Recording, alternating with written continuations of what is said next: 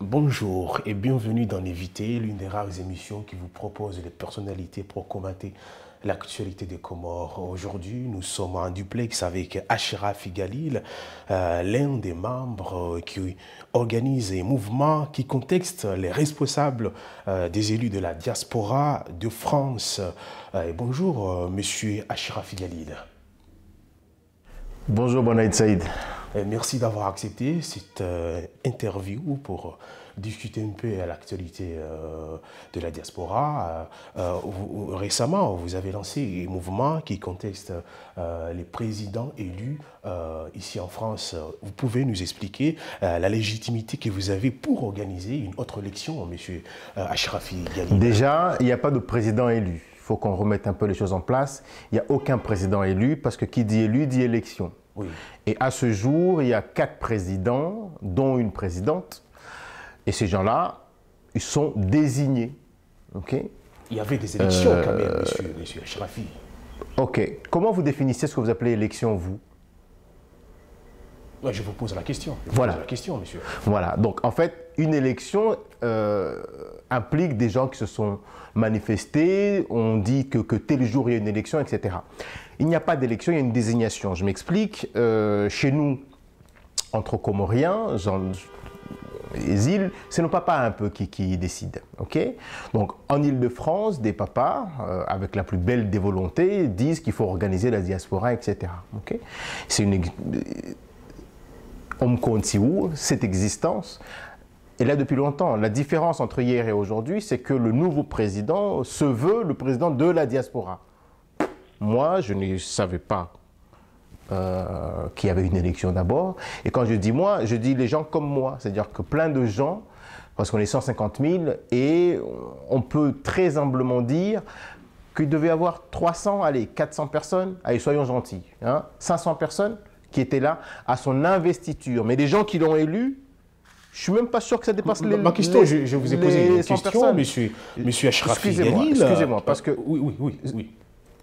Excusez-moi, je vais aller au bout. Okay. À Marseille, il y a eu un autre monsieur, Achim, le président élu à Marseille, qui était dans la même configuration. Okay, en sachant qu'en Île-de-France, on en a 2, et à Marseille, il y en a 2 aujourd'hui. Hein, donc, tous ces gens-là ne sont aucunement dans une espèce de volonté de vote, comme vous dites. Hein. Donc, ils ne sont pas élus, ils sont désignés par des gens. On me compte Washingazidja. Okay? Et aujourd'hui, on est au 21e siècle. On ne peut pas laisser aller les choses comme si on était en 1400 ou dans une autre époque. Okay? Aujourd'hui, nous, ce que nous voulons, c'est une légitimité. Parce que ce qu'ils font là, c'est quoi? C'est continuer dans une Monsieur séparation. Monsieur Galil, je vous ai posé une question, vous n'avez pas répondu. Vous avez organisé ce mouvement et j'aimerais juste savoir la légitimité que vous essayez d'annuler ces élections. Alors, oui, vous avez raison. Quelle légitimité on a? On n'a aucune légitimité. Okay, on va être très simple. Nous, on n'a aucune légitimité. Par contre, nous voulons imposer, nous voulons amener la démocratie dans notre société. Pourquoi? Parce qu'il y a beaucoup de problèmes chez nous et on ne peut plus laisser faire les choses comme ça. Bien sûr que moi, ainsi que tous les collègues qui ont fait partie de ce déclenchement-là, on ne va pas organiser nous-mêmes. Okay? Nous sommes en train de mettre en place un outil dont la majorité d'entre nous, la grande majorité nous souhaitons, va s'en emparer. Okay? Ce n'est pas moi, ce n'est pas Swali, ce n'est pas les autres qui allons décider de qui va faire quoi. Absolument pas. Nous avons pensé qu'il n'était plus possible de vivre une division continuelle et ce qu'on fait aujourd'hui, parce que nous sommes les champions de la critique. Okay. Une autre question, monsieur Achrafi, excusez-moi, et qui pourra valider cette nouvelle élection? Lorsque nous allons atteindre un nombre qui sera conséquent, okay, nous allons soumettre cette chose-là à toutes les personnes qui voudront, parce que nous sommes des démocrates. Okay, on ne va pas tirer les cheveux aux gens pour qu'ils viennent voter. Par contre, nous allons proposer à tout le monde de voter. Charge à la personne qui souhaite participer à celui qui va le représenter d'y participer ou pas. Okay? Aujourd'hui, ce n'est pas un problème de personne, c'est un problème de méthode. Okay? Il y a des papas qui décident, sauf qu'aujourd'hui, nous ne pouvons pas laisser uniquement une strate de la population décider à notre place à tous. Nous devons impliquer les enfants, les enfants, je m'explique, les jeunes, okay, à partir de la majorité, parce que c'est le système actuel, les femmes, etc., des anciens aux moins anciens. Okay? Aujourd'hui, nous ne pouvons plus laisser les Higna décider, parce que, du moins à Paris, les gens qui ont voté, c'était soi-disant les représentants des Higna. Moi, je ne sais même pas dans quel Higna je suis, et limite même, je m'en fous. On est au XXIe siècle, si on doit parler à mon nom, on doit me demander mon avis. Après, charge à moi de dire que je veux aller voter ou pas. Okay? Ça, c'est un autre souci. Aujourd'hui, le système démocratique est le moins mauvais des systèmes. Là, vous allez dire, pourquoi nous avons, enfin, quelle légitimité nous avons? La légitimité, c'est de proposer un outil dont tout le monde pourra se saisir, en sachant qu'il y a la CNIL qui gère ce genre de choses, il y a une loi qui va sortir dans les semaines à venir, qui va gérer toutes les contraintes liées à la récolte de données, auxquelles nous soumettrons complètement. Okay? Donc, nous n'avons aucune légitimité étatique, oui, parce que nous ne faisons pas de politique, okay? Je ne veux absolument pas me lier aux politiciens comoriens aujourd'hui, parce que voilà, j'ai un peu du mal avec leur façon de faire. Mais je ne peux pas dire que les choses vont mal et ne pas en faire une proposition. Et aujourd'hui, l'équipe avec qui je travaille, le fait de proposer une plateforme de vote, déjà économiquement, c'est faisable parce que ça ne nécessite pas de louer des endroits pour que les gens aient voté. Il suffira d'avoir un téléphone ou déjà, monsieur Galil, certains détracteurs disent que ce vote électronique tourne au vent. Oui, bien sûr que c'est un vote électronique, mais ils sont marrants ces gens. Aujourd'hui, c'est quoi les réseaux sociaux? C'est Facebook, c'est WhatsApp, c'est Imo, c'est Instagram. Aujourd'hui, personne sur cette terre n'a jamais utilisé un réseau social. Les détracteurs disent que les papas ne seront pas en SCAD. Déjà, c'est faux. Parce que nous avons beaucoup de parents qu'il y a certaines personnes qui n'ont pas des adresses électroniques. Comment vous allez faire c'est très bien. C'est très bien. C'est très bien. Et ces gens-là, ils ont fait quoi? Ils ont fait des enfants qui sont à l'école. OK? Ils ont fait des enfants qui sont à l'école. Quand ces gens-là vont à la banque, qu'est-ce qu'ils font? Ils ramènent leurs enfants pour les aider à faire. Okay? Il faut qu'on arrête de prendre nos parents pour des bêtes. Okay? Il faut qu'on arrête un peu parce que nous avons des parents qui sont assez responsables. Il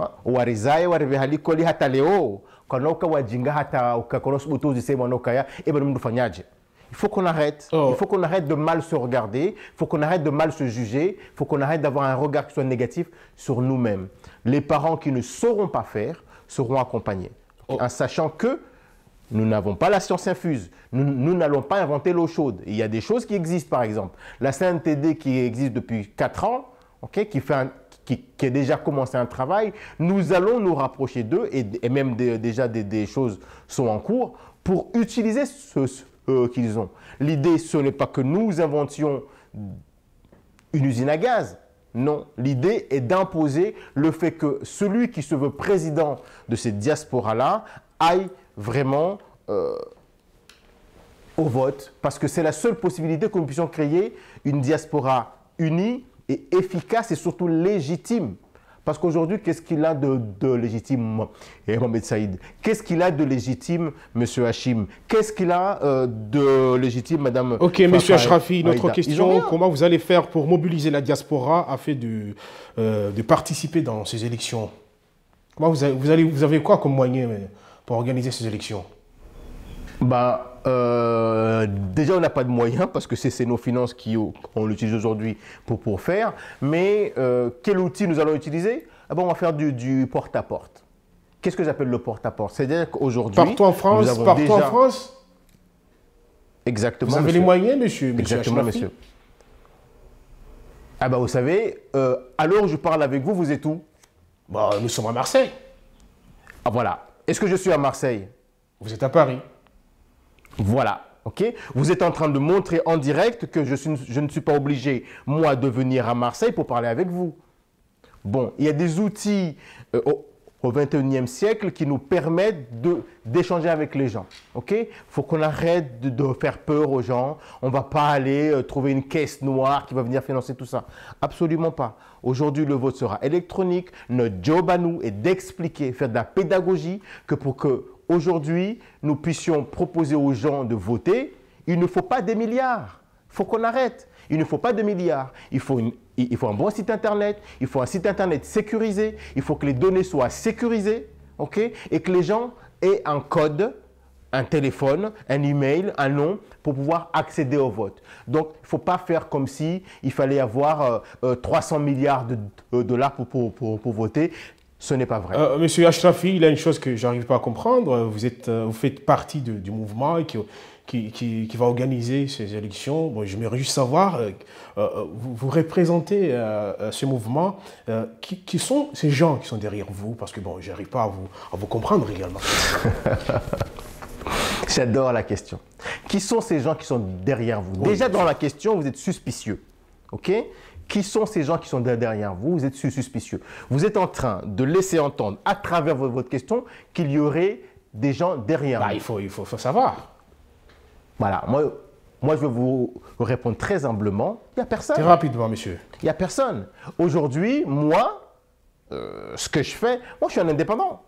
Aujourd'hui, je prends des décisions seul. Les gens avec qui je travaille ont la capacité de prendre des décisions seuls. Et je vous mets au défi. Vous avez, à mon sens, beaucoup de réseaux. Trouvez quelqu'un qui serait derrière nous. Je vous mets au défi. Je vous mets au défi. Il n'y a personne. Pourquoi? Parce que déjà, on ne laissera pas la politique rentrer dedans. Parce que dès que la politique rentre dedans, c'est la mort du truc. Il y aura de la récupération, il y aura des gens qui vont vouloir nous faire croire qu'ils sont plus blancs que blancs, en sachant que nous savons que les politiciens comoriens, du moins ceux qui sont visibles aujourd'hui, ils n'ont pas de casseroles, ils ont quasiment une usine à gaz. Ils ont quasiment une usine d'aluminium. Donc voilà, chez nous, ce sont des gens que nous estimons responsables. On est moins d'une dizaine. Et ces gens qui sont là-dedans, oui. J'ai regardé avant de les appeler. J'ai regardé avant de les appeler. Il y a très peu, parce que je ne peux pas me permettre de dire qu'il y a... Voilà.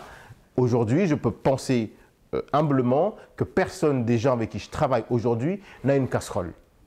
Mais nous allons aller vers les autres, parce que ce sont avec les autres qu'on va travailler. Et aujourd'hui, personne ne peut rien faire seul. La différence entre ce qui se passe aujourd'hui, c'est-à-dire les représentants d'une diaspora qui n'a pas été élu, et nous, c'est que nous allons intégrer à la fois les gens qui sont pas du sérail, qui n'ont pas le mharouma, oui.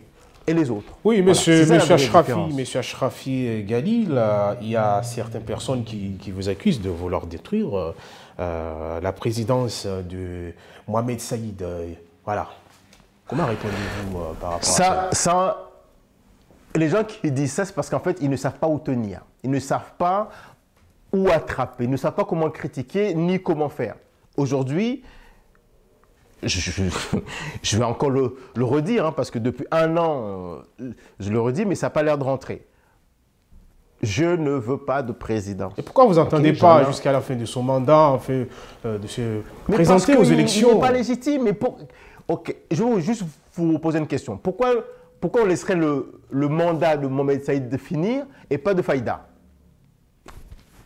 C'est une question que je vous pose, monsieur. Voilà, je vous dis, en fait, ces gens-là, ils n'ont aucune légitimité. Ils sont juste en train de contribuer à la division interne, quand j'appelle interne de la diaspora, sans que nous nous rendions compte. Mohamed Saïd, il y a un an, avec le secrétaire, le frère Johar, je lui aurais dit, comme des dizaines et des centaines d'autres, parce que ça, vous êtes en train d'installer une division. Qu'est-ce qui s'est passé? Dans les semaines qui ont suivi, une deuxième diaspora est née en Île-de-France. Quelques mois plus tard, Marseille a pris le relais. C'est une division.